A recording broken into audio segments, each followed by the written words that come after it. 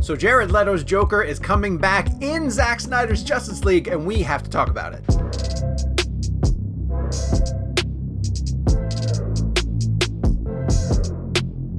Hey guys, I'm Hannah Saulic here with Sean O'Connell, our resident Snyder Cut expert, and like we just said, Jared Leto is in Zack Snyder's Justice League, and this is huge news, so we jumped on to talk about it. Sean, what's just your immediate reaction when you saw that headline?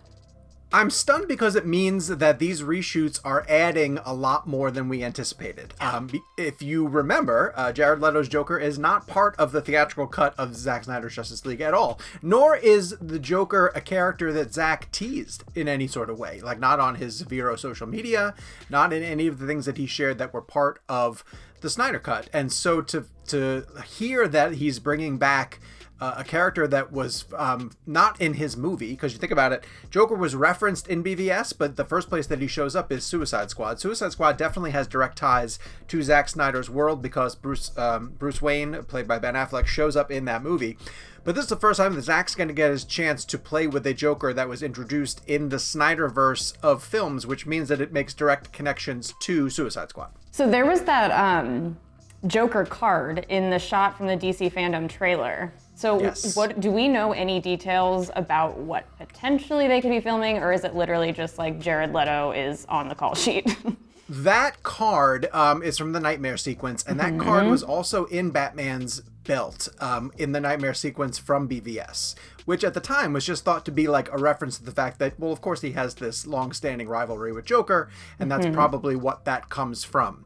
There are scenes, though. There's an arc that Zack hinted at in BVS, which is the Robin suit with the Joker writing scrawled on it. And there has been rumors also, though I don't know if this has ever been confirmed, and if you guys can head to the comment section down below and let me know, that the reason that Jared Leto's Joker has a grill in his mouth, why his teeth are fake, is because Batman punched those teeth out upon getting his hands on Joker following the death of Robin.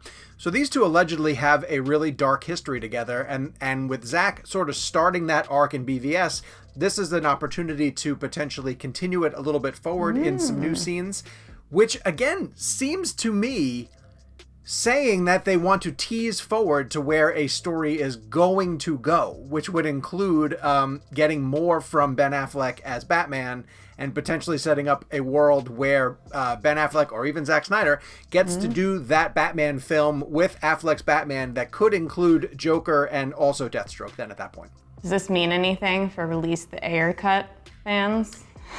Listen, so David Ayer has been saying things on social media lately about how he's revisited his cut and how it is drastically different than theatrical, and how he played the good soldier by answering all the questions and doing the dog and pony show for press when Suicide Squad came out. But yes, it's really feeling like this is raising more awareness for the existence of David Ayer's actual cut for Suicide Squad. If I were to bet on that movie ever seeing the light of day anyway, I thought that the odds were pretty strong in its favor. Because again, that one doesn't feel like a movie that needed a lot of additional reshoots. I think David Ayer has an existing cut that he could release right now.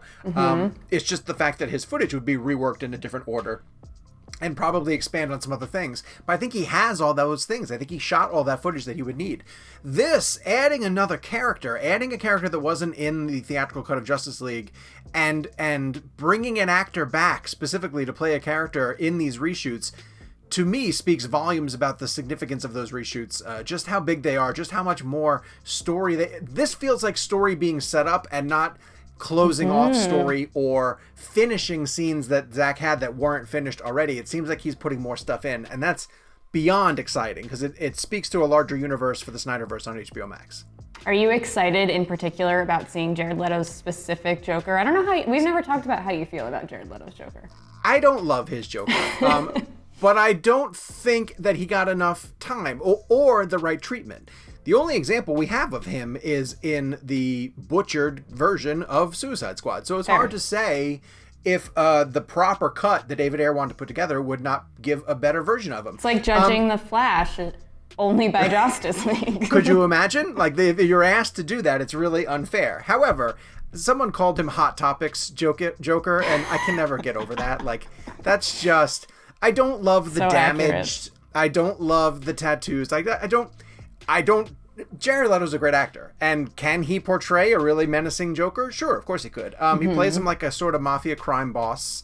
And it could be intriguing, but I don't think we saw the best version of him out there. Do you think Zack is going to kind of change his look? Or was Zack involved at all, I wonder, in consult maybe on Suicide Squad, just as far as how that stuff looked, or not really? I don't know about that specifically. Zack was a producer on that film, so he might have signed off or at least gave some input to it. But David Ayer's look, that's heavily tattooed gang culture. Like, that's the type of stuff that David Ayer puts into his movies. So that feels very much like it exists in David Ayer's universe. I wonder if Zack will change it at all. So it's not it worked for Harley, right? Like, for some reason, that look worked really well for Margot Robbie, and then it just didn't really hook me for the way that he played him in a Suicide Squad. I mean, you could make changes in terms of like the hair. The tattoos are the tattoos. Like, it's still gonna say damage across his forehead, and that's fine. That's not a deal breaker in any way, shape, or form. There are tattoo removal shops. I don't know. Yeah, in Gotham. Yeah, somewhere. Yeah. So I'm thrilled. I don't think Zack will make any major changes. It feels like this is still the type of character who's going to exist in this universe. But man, if this doesn't speak to an expanding of the world and a vote of confidence, and not quite, this isn't quite a double down. Like, if you told me that he was going to get to make his part 2, you know, or part 4 of the 5-arc film, that's a double down. But this at least tells me that HBO Max is pretty excited about what he's trying to do, and they're giving him the opportunity to go back and do more of it. So that's exciting. So I have not in full, I guess let me back up, because I don't think I ever said that this was reported in the Hollywood Reporter as an exclusive, like literally 10 minutes before we recorded this. So skimming through the article, something else, and again, I don't know if this is something, you know, obviously I think we expected it, but they do note that Jeff Johns and John Berg are reportedly going to remove their names from the Snyder Cut, which I just wanted to point out as just a little good piece of news. how nice of them to do that. Yeah. I'm sure that is Zack saying, get your names off of my project. Yes. You have nothing to do with my project at all. The Hollywood Reporter dances around it very politely and says that if this is in deference to Zack holding on to his original vision and also the reshoots of which they have no control over. But we are to the point now where those two have moved on. Like, they're not part of Zack's DC universe anymore, and Zack is taking full control over it. I was truly surprised that Amber Heard's name was mentioned. Yeah, I was interested. Do you have any thoughts on that? I mean, Mara was part of some scenes that I think had to be reshot. And this also speaks to a dangling thread from theatrical that they needed to button up in some way, shape, or form, which is Arthur Curry at the end of the film saying, I'm going to go off and see my father. And so because this movie, although it still exists in its place in the timeline, the way that it was meant to set up the solo Aquaman movie means that they would need her and probably Jason to come in and shoot new stuff or different stuff to set up wherever they want that story to go or not go. They might just be putting a conclusion on it. This also means that Zack has the ability to use Jason in a way that would be totally separate from the DCEU canon, and that you know, James Wan can continue to use Jason in a way that does extend from the Aquaman movie. But Zack could then have access to work with Jason in something totally different that stays closer to the Snyderverse. And we've had this conversation in our little video series about how, you know, is that going to be confusing for people?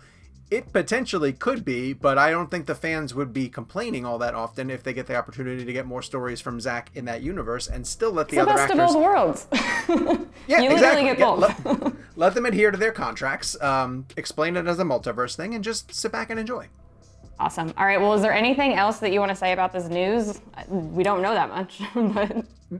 The other piece of information that's worth noting is that it says the project is officially titled Zack Snyder's Justice League. What?